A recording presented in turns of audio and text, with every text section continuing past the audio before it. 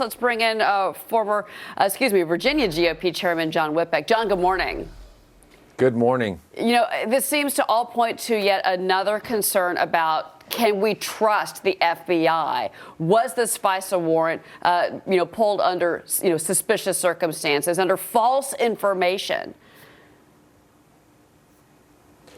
Yeah, this is a situation that we find ourselves in now where we as Republicans have to be very careful and remind everybody that we're in no way attacking the rank and file FBI members. This is all about the leadership and the trust of the American people in the leadership.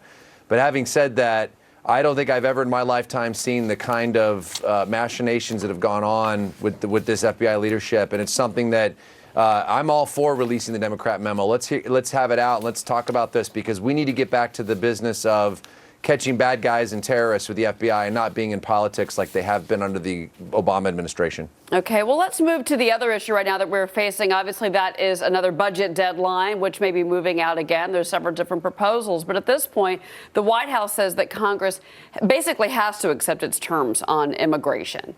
So the president is really coming out strong on immigration and really not backing down. Do you think that's the right move, the strategy for the White House?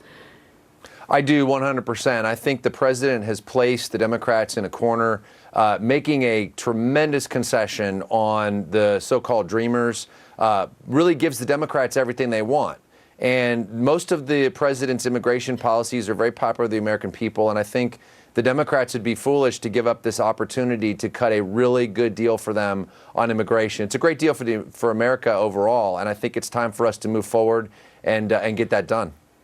Yeah, let me ask you this, too, again, when it comes to the Dreamers, that had been something that the Democrats had been really, pushing for in the last budget showdown. Do you think that they grab onto that again? Because it didn't really work out for them politically the last go-around, the last budget fight, even though the two issues looks like they're going to be separated.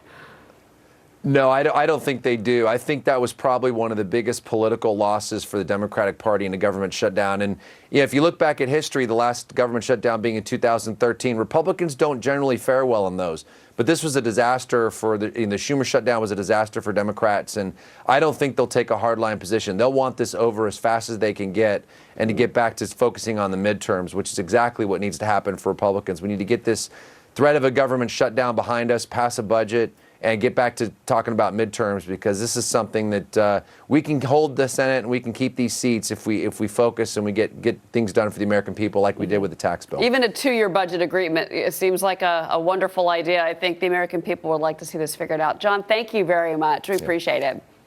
Thank you.